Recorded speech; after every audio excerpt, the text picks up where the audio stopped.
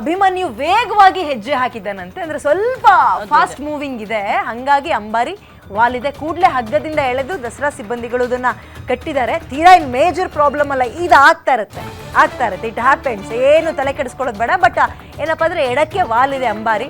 ಅಭಿಮನ್ಯು ಮೇಲೆ ನೋಡಿ ಆತನ ಅಲಂಕಾರ, ಆಮೇಲೆ ಅದ್ರ ಮೇಲೆ ಹಾಕಿರುವಂತಹ ಏನು ಕೌದಿ ಅಂತೀವಲ್ಲ, ಅದೇ ಎಷ್ಟೋ 100 kg ಇರುತ್ತೆ. ಅದು ಅದ್ರ ಮೇಲೆ ಹಗ್ಗಗಳೇ ಕ್ವಿಂಟಲ್ ಗಟ್ಟಲೆ ಇರ್ತವೆ ಮೇಡಮ್, ಆ ಕಡೆ ಈ ಕಡೆ ಎಳೆದು ಕಟ್ಟಿರ್ತಾರಲ್ಲ ಅವು. ಅದರೊಳಗೆ ತಾಯಿ ಚಾಮುಂಡಿ ಮತ್ತು ಹೂವಿನ ಅಲಂಕಾರದ ತೂಕ ಇವೆಲ್ಲವೂ ಸೇರಿ 1000 kg ಮೇಲಿರುತ್ತೆ ಅದು. ಪಾಪ ಅವನು ಹೊತ್ಕೊಂಡು ನಡೀತಾ ಇದ್ದಾನೆ, ಅವನದೇನು ಸಮಸ್ಯೆ ಇಲ್ಲ, ಸ್ವಲ್ಪ ಫಾಸ್ಟ್ ಮೂವಿಂಗ್ ಆಗಿದ್ದಾನೆ. ಆಗ ಒಂಚೂರು ಅದು ಆ ಕಡೆ ಈ ಕಡೆ ಜರ್ಗಿದೆ, ಸ್ವಲ್ಪ ಅನಿಸ್ತು. ಆದ್ರೆ ಸ್ವಲ್ಪ ಚಿಕ್ಕದಿದ್ದಾಗ ಎಲ್ಲರಿಗೂ ಗೊತ್ತಾಗ್ಲಿಲ್ಲ. ಇನ್ನು ಡಾಕ್ಟರ್ ಕಣ್ಣು ನೋಡಿ ತಕ್ಷಣಕ್ಕೆ ಗೊತ್ತಿದೆ. ಬಟ್ ಅದನ್ನ ಸರಿ ಮಾಡಿದ್ರಂತೆ ಅಲ್ಲೇ ಎಳೆದು. ಏನಂದ್ರೆ ಒಂಚೂರು ಇನ್ನು ಸ್ವಲ್ಪ ಪರವಾಗಿಲ್ಲ ಈಗ. ಓಕೆ ಅದು ಆಮೇಲೆ ಇದು ಆಗ್ತಾ ಇರುತ್ತೆ ಸಾಮಾನ್ಯವಾಗಿ, ಇದನ್ನೇನು ಮೇಜರ್ ಪ್ರಾಬ್ಲಮ್ ಅಂತ ನಾವೇನು ಅಷ್ಟು ಭಾರವನ್ನ ಅವನು ಹೊತ್ಕೊಂಡು ಹೋಗ್ಬೇಕಾದ್ರೆ ಸಹಜವಾಗಿ ಚಿಕ್ಕ ಪುಟ್ಟದ ಕ್ರೌಡ್ ಜಾಸ್ತಿ ಆದಾಗ ಏನಾದ್ರೂ ಒಂಚೂರು ಇವ್ರು ತಿವಿಯವ್ರೇನೋ ಸ್ವಲ್ಪ ಮುಂದಕ್ಕೆ ಹೋಗು ಅಂತ ಹೇಳಿದ್ರು. ಮಾವುತನ ಸಮಸ್ಯೆ ಅಂದ್ರೆ ತುಂಬಾ ಟೈಟ್ ಆಗು ಕಟ್ಟಕ್ಕಾಗಲ್ಲ, ಲೂಸ್ ಆಗು ಆಗಲ್ಲ. ಆಮೇಲೆ ಪಾಪ ಬಾಲದಿಂದ ಎಲ್ಲ ತೆಗ್ದಿರ್ತಾರೆ, ಗ್ರಿಪ್ಪಿಗೆ ಬಾಲದಿಂದ ಹಗ್ಗ ಹಾಕಿರ್ತಾರೆ, ಸೊಂಟದ ಹತ್ರ ಹಾಕಿರ್ತಾರೆ. ಅವನಿಗೆ ಏನ ನೋವಾದ್ರೂ ಕೂಡ ಹೇಳ್ಕೊಳಕ್ ಆಗಲ್ಲ. ಎಕ್ಸಾಂಪಲ್ ನಾವೇ ಹೇಳ್ತೀವಿ, ಯಾವ್ದಾದ್ರು ಹಬ್ಬದಲ್ಲಿ ಬೇಡ ಹಿಂಗೆ ತಗೊಳ್ಳಿ, ಏನೋ ಒಂಚೂರು ಹೂ ಮುಟ್ಕೊಂಡು ಇದೆಲ್ಲ ಹಾಕೊಂಡು ನಮಗೆ ತುಂಬಾ ಹೊತ್ತು ಇರಕ್ಕಾಗಲ್ಲ. ಅಯ್ಯೋ ಡ್ರೆಸ್ ಎಲ್ಲ ಯಾವಾಗ ತೆಗಿತೀವಪ್ಪ, ಮೇಕಪ್ ರಿಮೂವ್ ಮಾಡ್ತೀವಪ್ಪ ಅನ್ನಂಗಾಗುತ್ತೆ. ಒಂದ್ ಅರ್ಧ ಮುಕ್ಕಾಲ್ ಗಂಟೆ ಕೂತ್ರೇನೆ ಅವನು ಅದನ್ನೆಲ್ಲ, ಅವನಿಗೆ ಅಲಂಕಾರನೇ ಇವತ್ತದು. ನಿಮಗೆ ಮೇಕಪ್ ಇಲ್ದೇ ಸುಂದರಿಗಳಿಗೆ ಏನು ಇಲ್ಲ.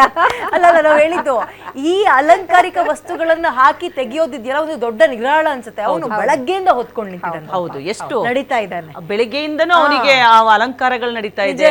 ಅವನು ನಿಂತೇ ಇದ್ದಾನೆ, ಒಂದು ರೆಸ್ಟ್ ಇಲ್ಲ ಅವನಿಗೆ ಅಂತಾಗ ಸಹಜವಾಗಿ ಒಂದು ಇದಾಗುತ್ತೆ. ನಾವ್ ಏನೇ ರಾಜಗಾಂಭೀರ್ಯ ನಡೆ ಅವ್ನು ಆ ಕಡೆ ಈ ಕಡೆ ನೋಡಲ್ಲ ಅಂದ್ರೂ ಸುತ್ತ ಜನ ಇದ್ದಾಗ ಕಿರ್ಚ್ತಾ ಇರ್ತಾರೆ, ಮಾತಾಡ್ತಿರ್ತಾರೆ. ಎಷ್ಟು ಅಂತ ಕಾನ್ಸಂಟ್ರೇಟ್ ಏಕಾಗ್ರತೆ ಒಂದೇ ಕಡೆ ಇಟ್ಕೊಳಕ್ಕಾಗತ್ತೆ? ಇಲ್ಲ, ಇದಕ್ಕೆ ಏಕಲವ್ಯನ ಏಕಾಗ್ರತೆ ಅಂತ. ಆ ಏಕಲವ್ಯನ ಏಕಾಗ್ರತೆ ಯಾರಿಗಿರುತ್ತೋ ಅವರು ಸಾಧಕರಾಗ್ತಾರೆ. ಏಕಲವ್ಯ ಗುರುಗಳಿಲ್ಲದೆ ಗುರುಗಳನ್ನ ಮೂರ್ತಿ ಇಟ್ಟು ಅವರ ಇದನ್ನ ಕಲ್ತವನು. ಅವನು ಏಕಾಗ್ರತೆ ಹೇಗೆ ಅಂತಂದ್ರೆ, ಅವನು ಬಾಣ ಬಿಡುವಾಗ ಪ್ರಾಕ್ಟೀಸ್ ಮಾಡುವಾಗ ಒಂದು ನಾಯಿ ಬೊಗಳಕ್ ಶುರು ಆಗತ್ತೆ.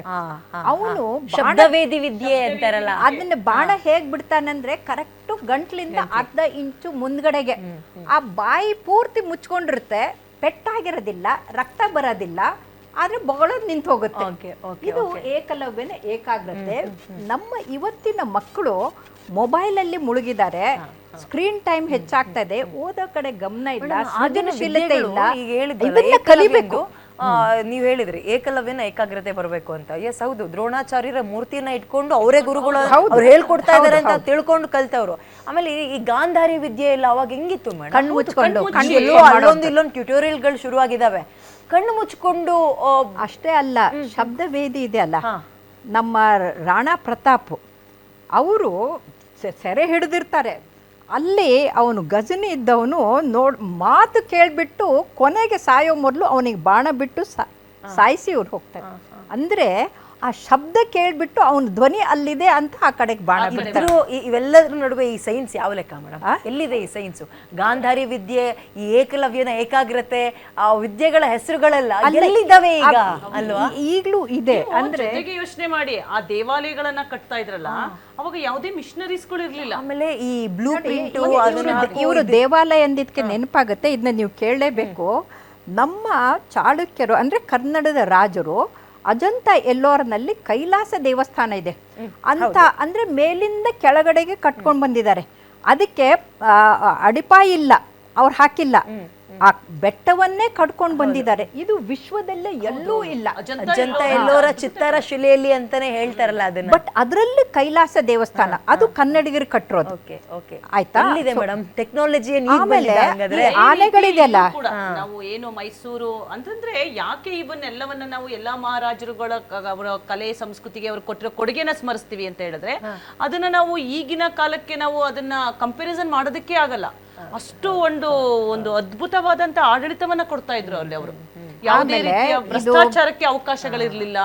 ಯಾಕೆಂದ್ರೆ ರಾಜನಿಗೆ ಏನು ಆಗಿನ ರಾಜ ಪ್ರಜೆಗಳಿಗೋಸ್ಕರ ಇದ್ದಂತ ರಾಜ ಬೇಕಾದ್ರೂ ಮಾಡಕ್ಕೆ ನೀವು ಅಶೋಕನ ಕಾಲದಲ್ಲಿ ತಗೊಳ್ಳಿ, ನನ್ನ ಪ್ರಜೆಗಳೇ ನನ್ನ ಮಕ್ಕಳು ಅಂತ ಹೇಳ್ತಾರೆ. ಅವ್ರಿಗೆ ಏನು ಅಂತಂದ್ರೆ ನಮ್ಮ ಮೈಸೂರಿನ ಮಹಾರಾಜರನ್ನೇ ತಗೊಳ್ಳಿ, ಯಾವುದೇ ಅಲ್ಲಿರುವಂತಹ ರೀತಿಯ ಪ್ರತಿಫಲವನ್ನ ಧನವನ್ನ ಅಪೇಕ್ಷೆ ಎಲ್ಲವನ್ನು ಮಾಡ್ಲಿಲ್ಲ ಅಡವಿಟ್ಟು ಜನರಿಗೋಸ್ಕರ ಎಲ್ಲವನ್ನು ಮಾಡಿದ್ರು ಮಾಡಿದ್ರು. ಅಲ್ಲ, ರಾಜರಲ್ಲಿ ಯಾವಾಗ್ಲೂ ತೂಗತಿ ಸೇಫ್ ಝೋನ್ ಅಲ್ಲಿ ಕುತ್ಕೊಂಡು ಆರಾಮಾಗಿ ದರ್ಬಾರ್ ಮಾಡೋದಲ್ಲ, ರಾಜನ್ ತಲೆ ಮೇಲೆ ಯಾವಾಗ್ಲೂ ತೂಗತಿ ರೇತಾಡ್ತಾರೆ. ಏನೋ ಶತ್ರುಗಳ ದಾಳಿಯನ್ನ ಯಾವಾಗ ಏನಾಗುತ್ತೆ ಅಂತ ಗೊತ್ತಿಲ್ಲ, ಪ್ರಜೆಗಳನ್ನ ಕಾಪಾಡ್ಕೋಬೇಕು, ಕುಟುಂಬವನ್ನ ಕಾಪಾಡ್ಕೋಬೇಕು. ಅದ್ರ ಜೊತೆಗೆ ಅವರು ಕಲೆ, ಸಂಸ್ಕೃತಿ, ಶೈಕ್ಷಣಿಕ ಕ್ಷೇತ್ರ ಎಲ್ಲಾ ಕ್ಷೇತ್ರಗಳಿಗೂ ಕೊಡುಗೆ ಕೊಟ್ಟಿದ್ದಾರೆ. ಇವತ್ತು ಕೂಡ ನಾವು ಕಣ್ಣಾರೆ ನೋಡ್ತೀವಿ ಅದನ್ನ. ಸೊ ರಾಜನ ಒಂದು ಕಾನ್ಸೆಪ್ಟ್ ಅಷ್ಟು ಸುಲಭದಾಗಿರ್ಲಿಲ್ಲ. ಅಯ್ಯೋ ಅವ್ರೇನಪ್ಪ ಬಿಡು ರಾಜನ್ ತರ ಇದ್ದಾರೆ. ಕೃಷ್ಣದೇವರಾಯ ಆಸ್ಥಾನದಲ್ಲಿ 9 ರತ್ನಗಳಿದ್ರು, ನವರತ್ನಗಳು, ಒಬ್ಬರಿಗಿಂತಲೂ ಒಬ್ರು ಅದ್ಭುತ. ಸೊ ಹಾಗಾಗಿ ಆಗಿನ ಕಾಲದಲ್ಲಿ ರಾಮಕೃಷ್ಣ ಇವರೆಲ್ಲ ಇದ್ದಂತವರು ಅದ್ಭುತವಾದಂತಹ ವಿದ್ವಾಂಸರುಗಳಿದ್ರು. ಅಂತಂತ ವಿದ್ವಾಂಸರಿಗೆ ಆಸ್ಥಾನ ಕೊಟ್ಟು ಈ ಕಾನ್ಸೆಪ್ಟ್ ಈ ಪ್ರಜಾಪ್ರಭುತ್ವದಲ್ಲಿ ಬಂದ್ರೆ ನಾವೆಲ್ಲೋ ಇದ್ಬಿಡ್ತೀವಿ. ಹೌದು, ಪ್ರಜಾಪ್ರಭುತ್ವ ಇವತ್ತು ಬಂದಿದ್ದಲ್ಲ, ಇದು ಅಪಭ್ರಂಶವಾದಂತ ಪ್ರಜಾಪ್ರಭುತ್ವ ಈಗಿಂದು. ಈ ಪ್ರಜಾಪ್ರಭುತ್ವವನ್ನ ಪ್ರಜಾಪತಿ ಬ್ರಹ್ಮ ಇದ್ದಾಗ್ಲೇ ಮಾಡಿರೋದು. ಎಲ್ಲಾ ಕಡೆಗೂ ಒಬ್ಬೊಬ್ರು ಅಧಿಪತಿಗಳು ಇರ್ತಾ ಇದ್ರು. ಸೊ ಇವತ್ತಿಂದಲ್ಲ, ಇದು ತಪ್ಪು ತಿಳುವಳಿಕೆ ಬಂದ್ಬಿಟ್ಟಿದೆ. ಇದು ಡೆಮಾಕ್ರಸಿ, ಪ್ರಜಾಪ್ರಭುತ್ವ, ಸೆಕ್ಯುಲರಿಸಂ ಇದೆಲ್ಲ ಪಾಶ್ಚಾತ್ಯರದು. ಇದು 12ನೇ ಶತಮಾನದಲ್ಲಿ ಅನುಭವ ಮಂಟಪ ಕಟ್ಟಿದ್ದು. ಅಲ್ಲೇನು ಪ್ರಜಾಪ್ರಭುತ್ವ, ಎಂಥ ಒಬ್ಬ ಚಮಗಾರ, ಒಬ್ಬ ಸೂಳೆ ಸಂಕವ್ವ ಎಲ್ಲರೂ ಅಲ್ಲಿ ಪ್ರತಿನಿಧಿಗಳು ಅಲ್ವೇ,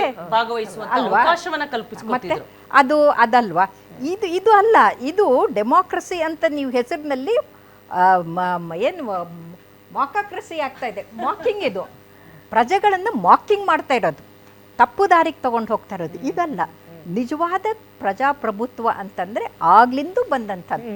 ಹಾಗಾಗಿ ನಾವು ಯಾವತ್ತೂ ಕೂಡ ನಮ್ಮ ಹಳೇದನ್ನ ಮರಿಬಾರ್ದು. ಕಾಲದಲ್ಲಿ ಬದುಕಿದ್ದವರೇ ನಿಜವಾಗಿ ಪುಣ್ಯವಂತರು ಅಂತ ನಾವು ಹೇಳ್ಬಹುದು. ಎಲ್ಲಿ ಕಾಯಿಲೆ ಕಸಾಲೆ ಎಲ್ಲಿತ್ತು ಮೇಡಮ್? ಎಲ್ಲಿತ್ತು? ಈಗಿನವ್ರಿಗೆ ಮಾತ್ರ ಯಾಕೆ ಬರ್ತಾ ಇದೆ ಅಂದ್ರೆ ನೀವು ಹೇಳ್ದಂಗೆ ನಮಗೆ ಕೆಳಗಿರೋ ಬುಡ ಬೇರೆಲ್ಲ ಬೇಡ, ಮೇಲ್ಗಡೆ ಬಿಡ್ತಾ ಇರೋ ಹಸಿರು ಕಾಣೋ ಅಂದ್ರೆ ಹಸಿರು ಮತ್ತೆ ಹೂವು ಮಾತ್ರ ಬೇಕು, ಕೆಳಗಿಂದೆಲ್ಲ ಬೇಡ. ಹಳೆ ಸಂಸ್ಕೃತಿ ಎಲ್ಲ ಬೇಡ ನಮ್ಗೆ. ಈಗಿಂದ ಏನೇನ್ ಕಣ್ಣಿಗೆ ಚೆನ್ನಾಗಿ ಕಾಣಿಸ್ತದೆ ಅದು ಮಾತ್ರ ಬೇಕು. ಕ್ವಿಕ್ ಆಗಿ ಸಾವುಕಾರ ಆಗ್ಬೇಕು, ಕ್ವಿಕ್ ಆಗಿ ದುಡ್ಡು ಮಾಡ್ಬೇಕು, ಕ್ವಿಕ್ ಆಗಿ ಎಲ್ಲನೂ ಶಾರ್ಟ್ ಕಟ್ ಮಾಡ್ತಾ ಇದ್ದಾನೆ. ಆಯಸ್ಸು ಅರ್ಧಕ್ಕೆ, ಅವ್ರ ಆಯುಸ್ಸನ್ನು ಶಾರ್ಟ್ ಕಟ್ ಮಾಡ್ಕೊಳ್ತಾ ಇದ್ದಾರೆ. ಅಲ್ಲಿ ಈಗ 60-70 ವರ್ಷ ಅಂದ್ರೆ ಬದುಕಿದ್ದಾರೆ ಅಂದ್ರೆ ದೊಡ್ಡ ವಿಚಾರ ನಂಗೆ ಮಾತಾಡ್ತಾರಲ್ಲ ಮೇಡಮ್. 120-125 ವರ್ಷಗಳ ಬದುಕಿನ ಕಾಲಕ್ಕೂ ಎಲ್ಲವನ್ನ ನೀವು ಇದೆ ನಿಮ್ಗೆ ಎಲ್ಲ ಸಿಗುತ್ತೆ, ಆದ್ರೆ ನೆಮ್ಮದಿ ಸಿಗಲ್ಲ. ಆಗಿನ ಕಾಲದಲ್ಲಿ ಎಲ್ಲಕ್ಕೂ ಕಷ್ಟ, ಆದ್ರೆ ನೆಮ್ಮದಿ ಅನ್ನೋದಿತ್ತು.